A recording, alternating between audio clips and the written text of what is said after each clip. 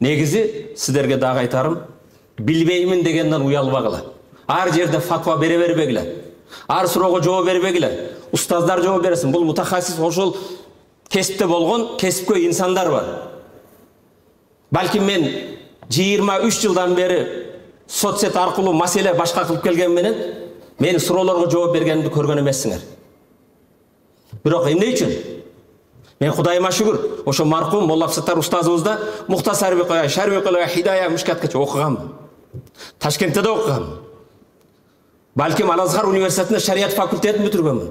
Маркум чубагачыбыз тирик кезинде бир да суроого жооп берген жокмун. Максат Кыргызстанда жооп берилген масдар булак бир болсун. Ар ким өзүнүн пикирин айтып, эл бөлүнбөсүн деген максатта.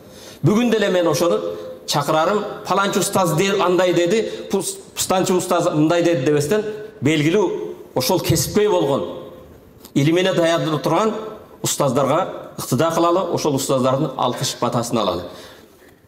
Молла Надыр Дамылабыз ушул жерде эң аксакал устаздардан. Сайыздын убагында чок кармаган сыяктуу бизди окутуп келген. Молла Надыр Дамыланын соцсеттерде чыгып алып суроолорго жооп берген көрдүңөрбү? Бирок ошо суроо бере турган канчалаган шагирттерди тарбиялады. Ошондон мындай жарык чыга калайын, жылдыз болоюн дегенден алыс болгула. Аман болгула, бар болгула, рахмат. Бактылуу болгула. Иншалла иманга, исламга кызмат кылгыла. Allah razı olsun.